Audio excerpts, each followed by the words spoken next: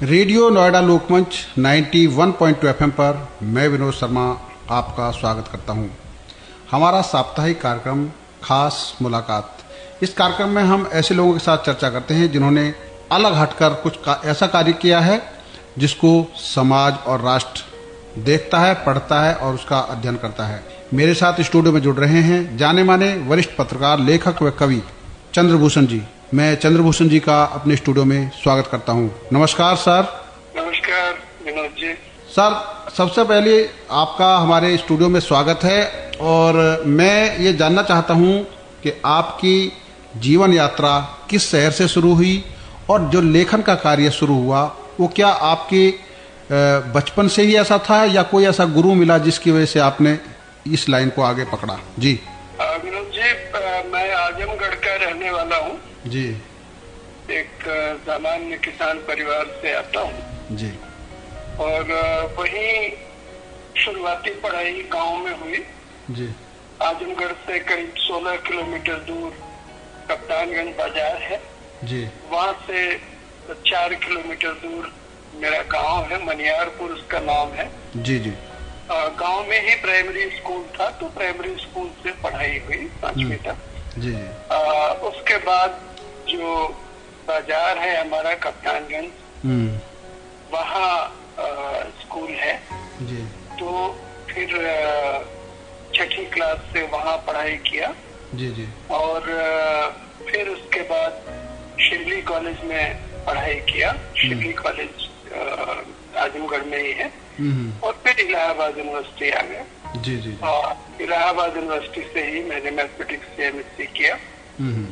और लिखने का जो मामला है तो कुछ एक कविताएं वगैरह तो ऐसे शुरू किया था लिखना। लेकिन जो लेखन की मुख्य धारा जिससे पहचान मिली जी, वो बाद में इलाहाबाद में ही एक छात्र पत्रिका हम लोग निकालते थे, समकालीन अभिव्यक्ति जी।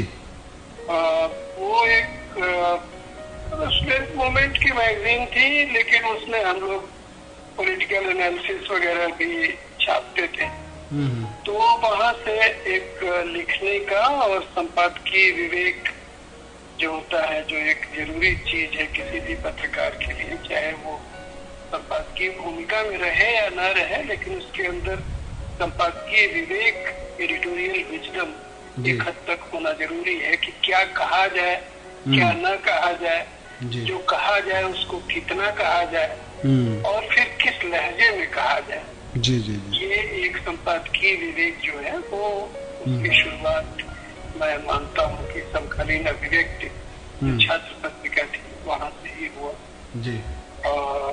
फिर अखबारी जीवन के बारे में तो फिर आप जानते ही हैं। जी जी जी। ये यात्रा रही। तो आपने जो सबसे पहली कविता जो लिखी और अब तक कितनी कविताएं लिख चुके हैं, और कोई ऐसी कविता जो आज भी आपके जब सुर से निकलती है तो आप अनायास ही भाव विभोर हो जाते हैं या उस भाव में डूब जाते हैं? कोई ऐसी कविता हमारे श्रोताओं के साथ शेयर कर सकते हैं?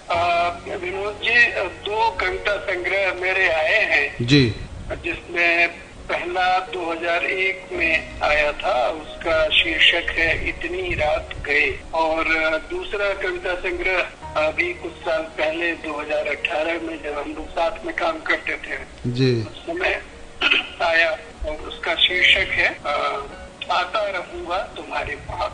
जी जी जी। ये 2 कविता संग्रह हैं।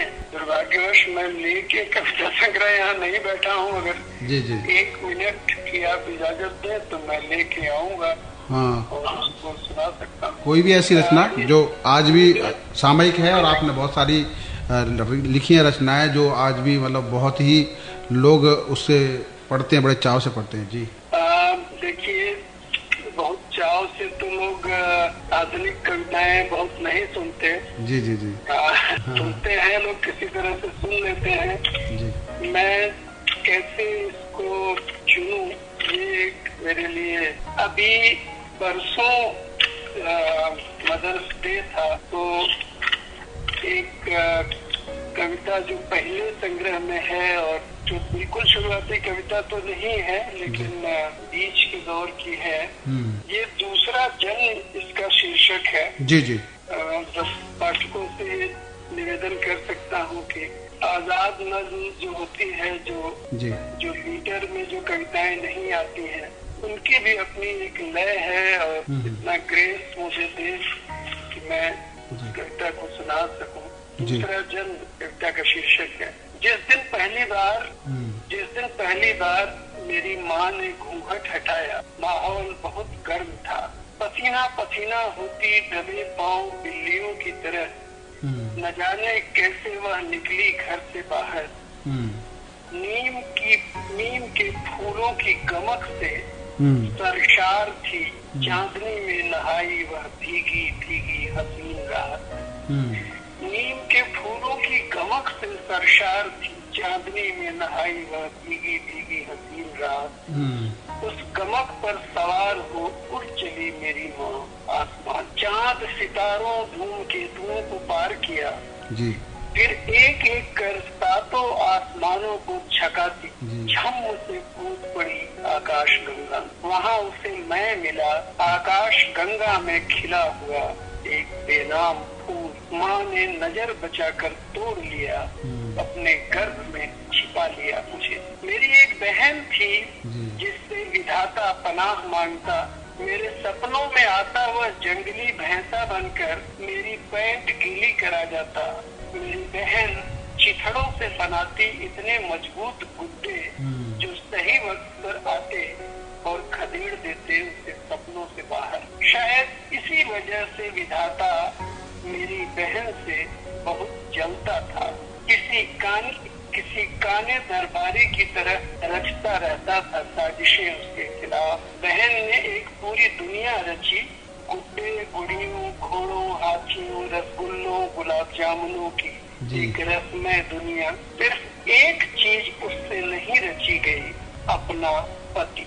एक चीज उससे नहीं रची गई, अपना पति। यही एक चीज उसके लिए विधाता ने रची और इस तरह रची मेरी बहन की मौत। वह चीज विधाता ने रची और इस तरह रची मेरी बहन की मौत। उस ठंडी कोहरीली रात वालों के पीछे बेआवाज कोई चला जा रहा था। मुझे लगा कौन हो सकता है।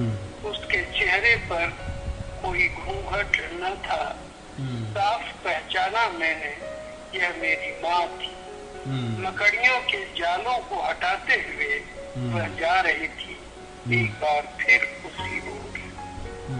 माँ, मैं यहाँ हूँ, तुम्हारी आकाश गंगा का बेनाम फूल। मेरे होंठ हिले पर कुछ भी उसे सुनाई नहीं दिया। अपनी देह और आत्मा से उसने एक बेटी रची थी जिसकी आंखों में देखती थी अपनी तस्वीर। आज उसकी बेटी नहीं थी और वह खुद को नहीं देख पा रही थी। तुम ऐसे क्यों हो, इतने गुमसुम और उदास? क्या आदमी के बेटे ऐसे होते हैं? एक दिन एक लड़की ने पूछा, जो वैसे मेरी कुछ नहीं थी। जली धरती पर आने सा सुलगता मैं अपनी माँ तक से नाराज था जो मुझे धरती पर लाई थी। दुनिया में कुछ भी ऐसा न था जिससे मैं नाराज नहीं था। मैं जो आदमी का नहीं औरत का बेटा था। लेकिन मेरे सामने थी जो, वह भी औरत थी और चाहे जितनी भी नई थी वह हर हाल में मुझसे पुरानी थी। मैं नाराज था उससे क्योंकि मेरी नाराजगी पर वह हंस रही थी। यही वह वक्त था अचानक जब मैंने अपने इर्द गिर्द दूसरी बार महसूस किया गर्भ का अंधेरा और ठंड। मेहरबानो, इस तरह जो हुआ वह मेरा दूसरा जन्म था। जी जी, बहुत सुंदर रचना है आपकी, बहुत अच्छी रचना है और ये संवेदनाओं से भरी हुई और ऐसी है जिसकी कल्पना मात्र जो है बहुत ही रिश्तों की एक अलग प्रगाढ़ता जाहिर करती है। आपने बहुत अच्छा सुनाया। मैं अब आगे हम चर्चा जारी रखेंगे। आपने एक बहुत ही अभी रिसेंटली एक बहुत अच्छी पुस्तक लिखी है तिब्बत के ऊपर। हम जानना चाहेंगे इस पुस्तक में ऐसा क्या है जो लोगों को उत्सुकता बढ़ाती है। विनोद जी, तुम्हारा नाम क्या है तिब्बत जी। यह किताब अभी जनवरी में आई है और काफी अच्छा इसका रिस्पॉन्स रहा जी।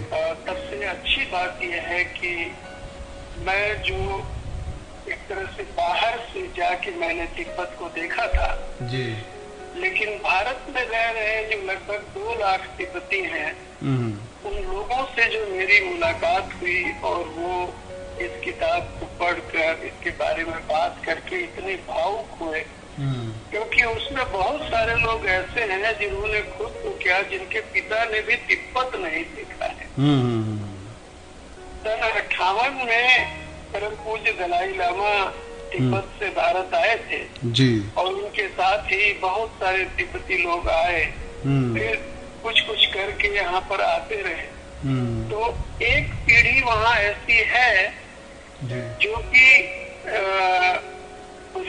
काफी बुजुर्ग हो गई है वहाँ से आई हुई, और उनकी तीसरी पीढ़ी अभी आप कह सकते हैं कि 40 साल 45 साल की उम्र में है।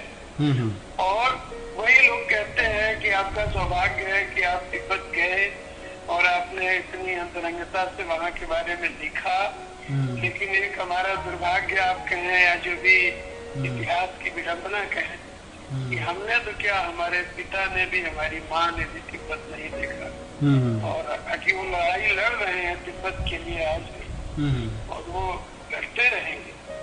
लेकिन ये कह सकते हैं कि एशिया के इतिहास की, खासकर दक्षिण एशिया के इतिहास की विडंबना है कि परिवार बिछड़ गए, लोग अलग अलग हो गए, अपनी जड़ों से उखड़ गए।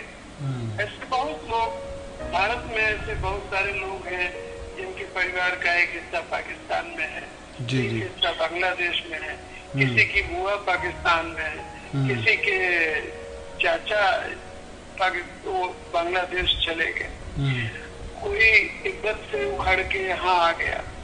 आज भी श्रीलंका से बहुत सारे तमिल लोग उखड़ के तमिलनाडु आते हैं।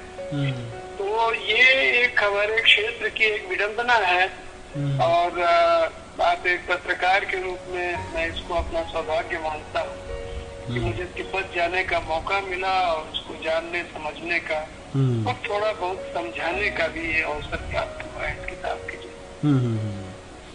इसमें सर जो नाम लिखा है, तुम्हारा नाम क्या है तिब्बत, एक इसका जो पीछे का तर्क क्या है, मतलब आपने जो नाम, ये किताब का नाम दिया गया है, इसके पीछे का आधार क्या है? जो भारत तिब्बत मैत्री संघ के जो प्रतिनिधि हैं यहाँ पर, जी जिग्मे जी, जिग्मे सुल्तान उनका नाम है, तो उन्होंने भी यही सवाल मुझसे किया जी कि इसका क्या मतलब है, तुम्हारा नाम क्या है तिब्बत, इसका क्या मतलब है जी। तो मैंने उनसे कहा कि मतलब तो देखिए काफी गंभीर भी है। गंभीर ये है कि पहली चीज, जो किसी भी चीज के बारे में आप जानते हैं, अगर वह चीज दृष्टि भी उससे परिचित है, अगर वो नहीं, दुनिया नहीं जानती तब तो ठीक है, ऐसी कोई चीज हो सकती है, लेकिन दुनिया अगर उसको जानती है तो उसका कोई नाम रखी रहती है। तो पहली चीज जो आप किसी चीज के बारे में जानना चाहते हैं, पहला परिचय कि उसका नाम क्या है। तो ये प्रथम परिचय जैसा तिब्बत से है, और उससे भी बड़ी बात यह है कि तिब्बत के वाकई कई नाम हैं, और उसमें तिब्बत के लोग तिब्बत को तिब्बत नाम से नहीं बुलाते हैं, ये भी दिलचस्प है।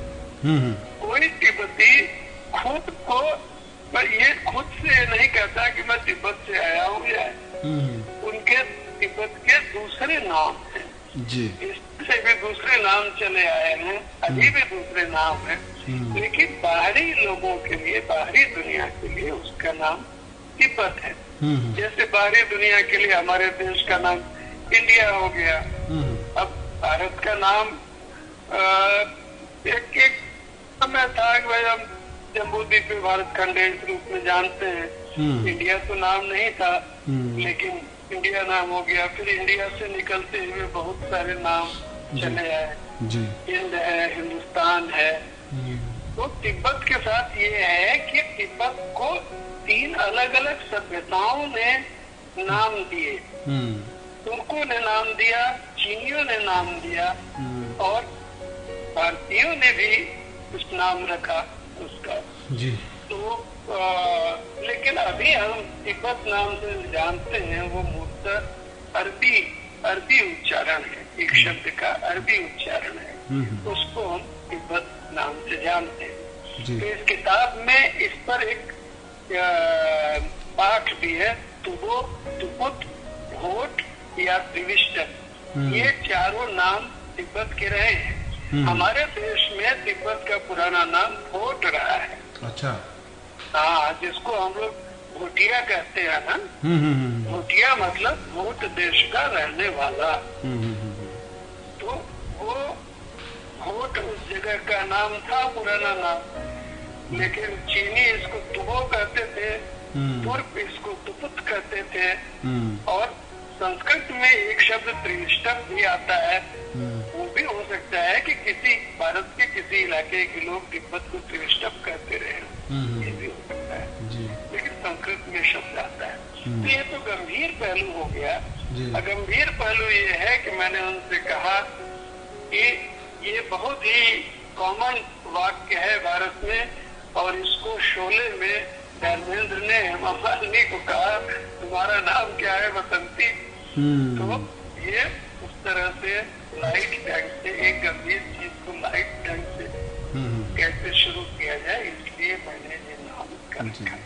तो इस किताब को लिखने में कितना समय लगा, और वहाँ की जो बातें की, कितने लोगों से बातें की, और दूसरी बात ये कि इतना आदमी जब अपनी जमीन से हट जाता है और थोड़ी दूर रहता है, तो बहुत सारी जो हमारी संस्कृति की, परंपराओं की, मान्यताओं की, वो बहुत सारी चीजें छूट जाती हैं। आपने उस पर भी बातें की होंगी। जी अभिनव जी, बेसिकली कोई भी किताब देखिए क्या होती है, कोई भी किताब एक दरवाजा होती है जिसके जरिए आप एक विषय में प्रवेश करते हैं। कोई किताब अगर दरवाजा बंद कर दे कि यही अंतिम बात इस बारे में कह दी गई, तब वो किताब अपने उद्देश्य से ही वंचित होगी। ये किताब भी एक दरवाजा खोलती है तिब्बत पर। खुद मेरे भी समझ का दरवाजा खुला, और मुझे लगता है कि कई सारी और चीजों पर बात की जानी चाहिए। वो धीरे धीरे सामने आएगा। आपका इतना ये महत्वपूर्ण, इतना संवेदनशील यह प्रश्न है। और सच्चाई ये है कि तिब्बत सांस्कृतिक रूप से बहुत ही समृद्ध जगह है, और वो भारत का एक वैकल्पिक इतिहास है, एक अल्टरनेट हिस्ट्री है। आप भारत की यह समझ, एक ऐसा इतिहास जिसमें कि जो एक बौद्ध इतिहास होता। मान लीजिए भारत से अगर बुद्ध का धर्म भारत से बाहर नहीं गया होता, भारत से अगर इसको निकलना नहीं पड़ा होता, बुद्ध का धर्म तो भारत में समाप्त हो गया था। आपको पता ही है। पिछली सदी में थोड़ा थोड़ा करके अभी हम लोग जानने लगे। जिन इलाकों में बुद्ध का धर्म बचा हुआ था, वो तिब्बत के ही विस्तार हुआ करते थे। जैसे अरुणाचल प्रदेश है अभी, तो उसमें तिब्बत का ही हिस्सा हुआ करता था। जो हिमाचल के जो कुछ एक इलाके हैं, या फिर लद्दाख है, ये तिब्बत के ही, तिब्बती संस्कृति के विस्तार रहे हैं। लेकिन जो भारत की मुख्य भूमि से बुद्ध का धर्म चला गया, बुद्ध का धर्म अगर भारत में होता तो भारतीय समाज कैसा होता? जैसे कि यहाँ जाति नहीं होती, तिब्बत में जातियां नहीं है जैसे भारत में है। कुछ एक सामाजिक वर्गीकरण है, लेकिन ऐसा नहीं है कि एक वर्ग का व्यक्ति दूसरे वर्ग में शादी ब्याह नहीं करेगा, जैसा कि भारत में दुर्भाग्यवश हो गया। और हम लोग इसको शाश्वत मानने लगे कि हमेशा से ऐसा ही रहा होगा, जातियां तो ईश्वर ने बनाई है, ऐसा हम मानने लगे जी। ऐसा नहीं है। ये दूसरा स्वरूप अगर कभी रहा भी हो तो ऐसा स्वरूप नहीं था जैसा कि भारत में जातियों का है जी। तो जाति का क्या स्वरूप होता, धर्म का क्या स्वरूप होता, तर्क वितर्क अध्ययन का क्या स्वरूप होता जी। भारत अगर बुद्ध के रास्ते पर बढ़ा होता, ये आपको तिब्बत जाके पता चलता है। और एक औसत तिब्बती के मन में जो यहाँ पर है, जो तिब्बत से चला आया है, उसके मन में अपनी जड़ों से कट जाने की, अपनी संस्कृति से छूट जाने की गहरी तकलीफ है, गहरी तकलीफ। मैं इस किताब में जो कंटेंट है वो आधा आधा है, बल्कि आप कह सकते हैं कि कुछ हिस्सा इसका उस पर है जो मैं वहाँ गया था और जो मैंने अपनी आंख से देखा, ऐसा हिस्सा लगभग आधा है। आधा हिस्सा ऐसा है जो मैंने यहाँ के तिब्बतियों से जो बातचीत की, उनसे मिला जुला, जो उनको जानने समझने की कोशिश की, और इन दोनों ही छोरों से तिब्बत को देखने की कोशिश।